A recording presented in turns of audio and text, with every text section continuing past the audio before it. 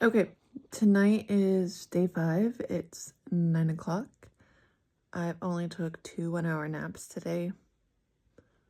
I don't really feel tired, which is kind of scary. I love sleep, and I hope I can sleep tonight because last night did not sleep more than a couple hours all night. But I mainly wanted to clear some stuff up. I know my thinking and my thoughts haven't been the most clear. Like, I talk in general a lot, and even looking back, I'm just like, they're not even gonna understand half of this. So I wrote some stuff down. Sometimes it's hard to find the right words when you're thinking on the spot, especially when you don't feel good. So to be clear, I have been on Suboxone for 7 years.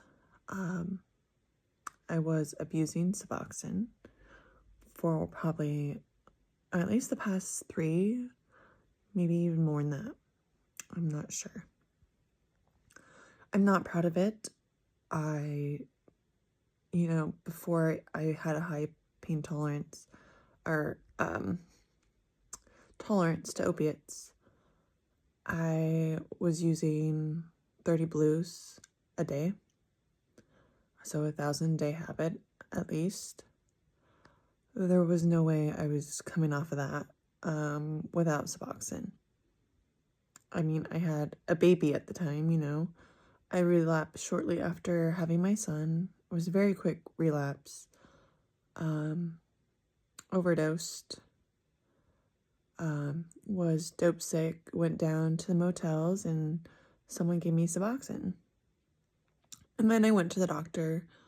But the person I was getting them from was not in my life before that, and they did not do anything else either. So I also, on that note, I want to be clear, I want to be sober, completely sober. That means off all prescriptions. I don't smoke weed. I don't drink. I haven't smoked weed or drank for 7 years, or done any hard drugs. I also wanted to say, I'm reading off my notes now, so,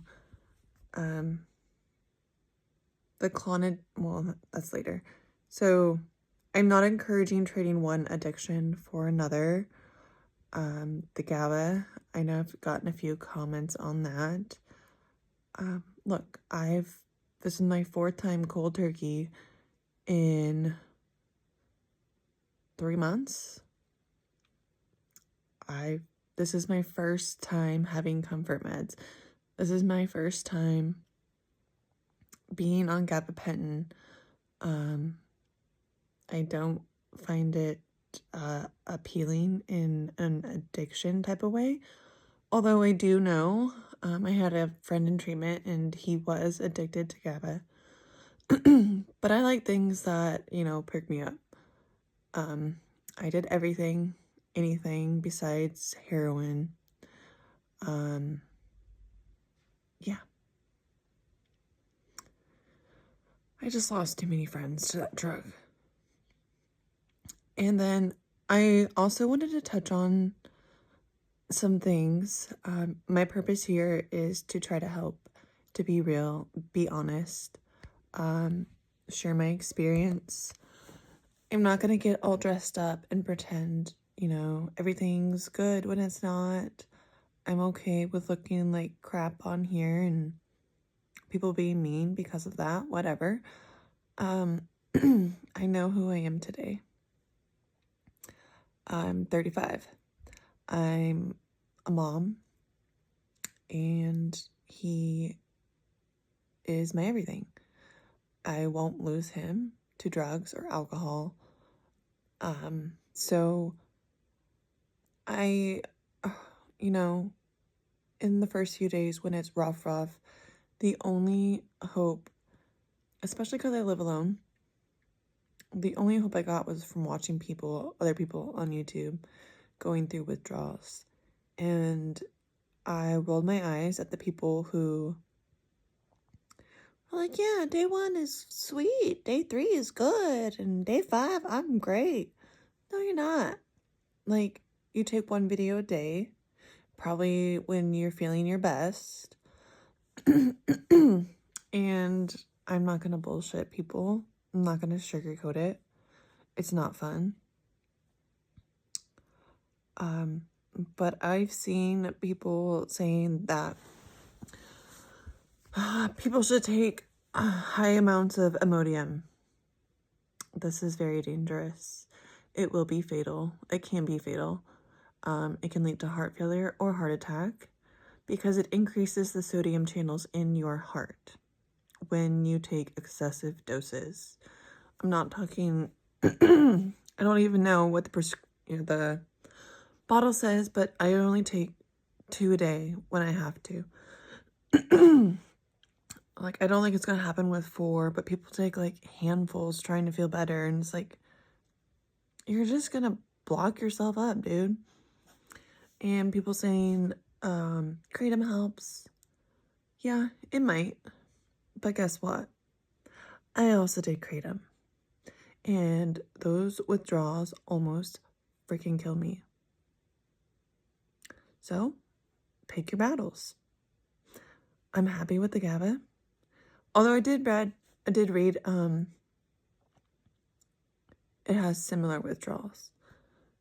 But I'm not positive on that. So, they only prescribed a short dose. And I'm not taking the full dose.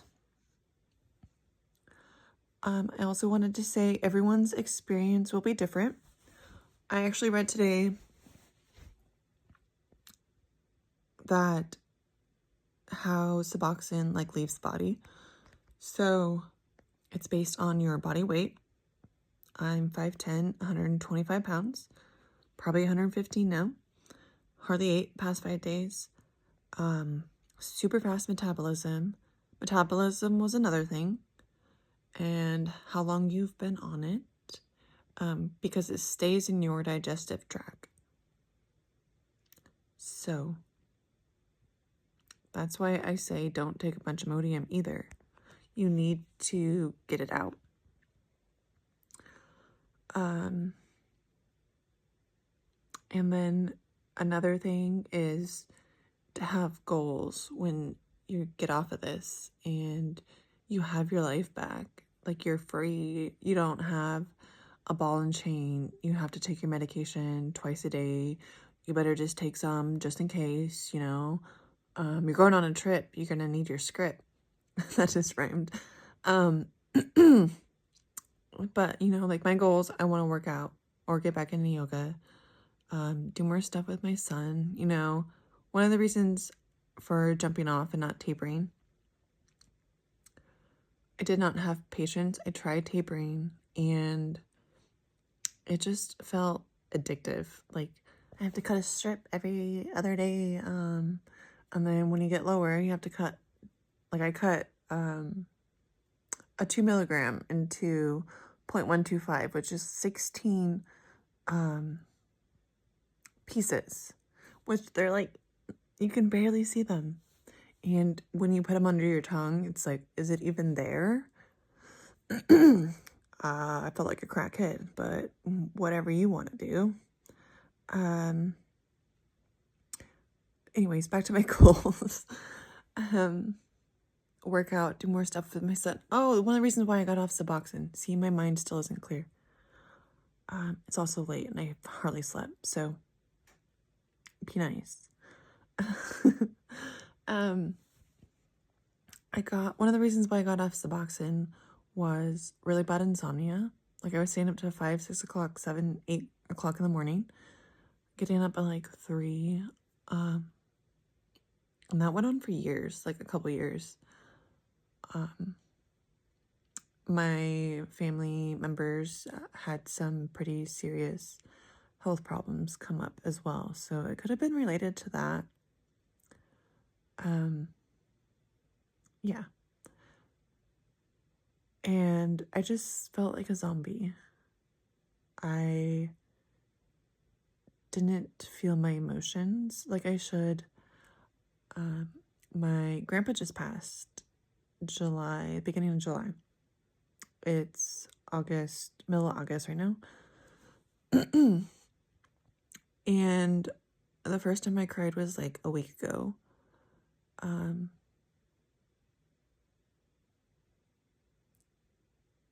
it was weird. Like, it was nice, but it was also sad because I haven't cried.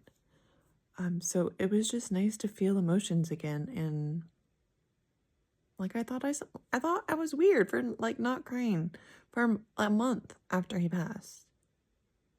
He was like my dad. He raised me with my grandma, and since I was 4, he loved my son. He held on for my son, and so, but he wanted to go. So, anyways, and then pushing yourself, even though you feel sick, you feel weak, you feel tired, you'll get tired of laying there eventually. Get up, walk around, go sit outside. You can go sit outside if you can lay in bed. Put some sunglasses on, maybe a blanket if you need it. Get some sunshine, fresh air, change of scenery, Go for little walks. I am not 100% right now. No. The mornings and the nights are the hardest. Not because really of the insomnia for me, because I can stay up during the day. But it's my legs. My legs hurt right now. Why I took a bath. They were just sore. It's not restless legs. They just hurt. They feel weak. They feel like noodles. Morning and night. That's what it is now. That's not what it has been, but. And then when you do eat, try to eat good, healthy food. If you fill yourself with processed garbage, you're going to feel like processed garbage. If you ate healthy before, you probably have an easier time eating healthier, and your symptoms will probably be less severe. Before, I was really active, but I never like worked out or ran. I don't want to say never, but within the past 5 years at least. So, and then try to be around others, whether it's family, a friend, anyone, a human. Even if you go sit at a park, or if you feel okay to drive, if you feel safe to drive, go maybe people watch, or just sit in your car and watch people, I don't really do that, but I know some people like to do. Even going up to the gas station yesterday, I forced myself to get dressed. I didn't want to, and I waited till the last minute. I got home and I had like 10 minutes to get back out the door, but I did it. And one more thing, I wanted to go over the supplements. I went over in my first video, but again, it wasn't too clear. So I have been taking 5,000 milligrams of vitamin C. Look up high doses of vitamin C for opiate withdrawal. There's medical studies on this. You can even take up to 10,000 milligrams, but I can't stomach that much. So, what I heard someone else say is like 3 days before you know you're gonna come off fit, you want to, I forget the wordage they use, but dose yourself up. So like the first day, take like 1,000 to 1,500. The second day, take like 2,000, maybe twice a day. And then the third day, take, 5,000, or get up to the dose that you want to be at, because the powder that I was saying I have, I can show you later. It's from Living Good. It's just a vitamin C. It's about this big and it's round.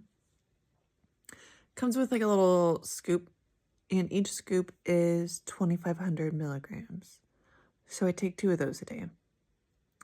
And then magnesium glycinate is supposed to help with restless legs. It's highly absorbed into your body, easily absorbed. There's a ton of different magnesiums. There's chloride, citrate, and it's one of the C ones that will give you the runs. So be careful. Here, no, I don't think I have it. I think it's citrate, if you take too much of it. So I take iron. That's for restless legs. I hear it can be due to vitamin deficiencies, especially iron. And I always have low iron. I also take vitamin B. That just helps with energy. I take omegas. It helps with brain health. Probiotic, for obvious reasons. Your digestive system is screwed coming off opiates. We all know this. The chronic constipation is not good for you, and it actually increases the bad bacteria in your intestines. So you want to get a good probiotic. And then just Imodium. And, let me get this. It didn't really work for me, but it's Highlands Leg Cramps PM. It's like this homeopathic, over-the-counter thing. Is supposed to help with restless legs. It's just like plant-based medicine. Excuse me. But I've actually seen a couple people recommend that. So you'll get creative and you'll research, because you will be miserable. I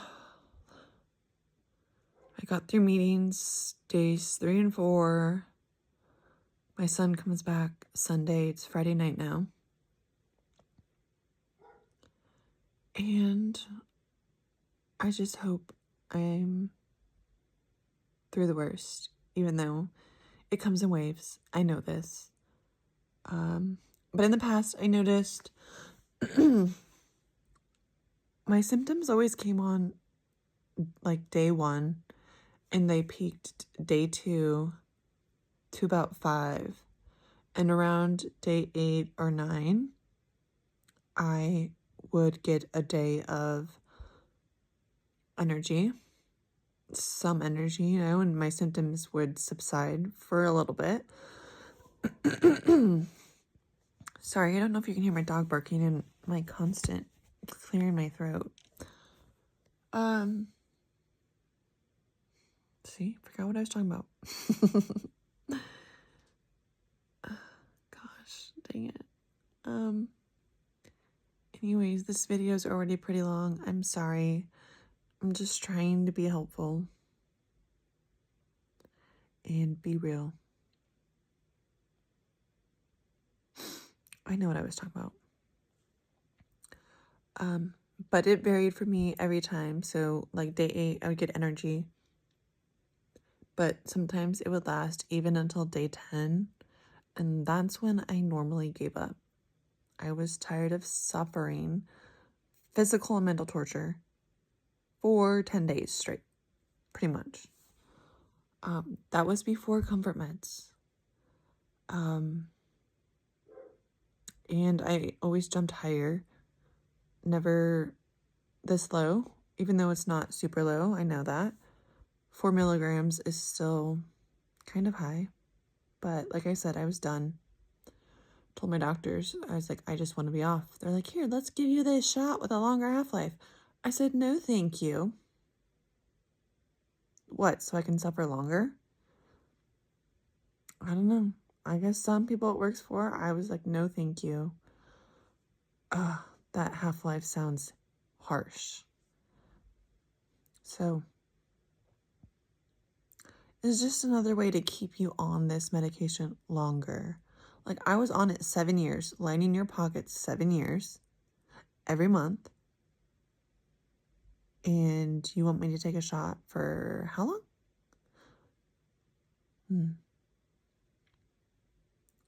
I didn't want to do it. Not just because of that, just the fear of something different, something longer, something that stays in your system for 30 days. Like literally in your skin. I don't know. It wasn't for me. I don't like needles.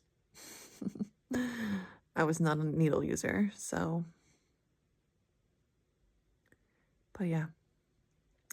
Okay, it's getting late. I'm getting a headache, and I just wanted to make one more post before, I went to bed and started to feel really bad. So if I had to rate myself, let's see, I would say, well, today was a pretty good day. I would say, I don't want to be too optimistic and like jinx myself. I want to say 8 because I got some stuff done. And I was up most of the day on my legs. I know. And now they hurt. So, okay. Good night.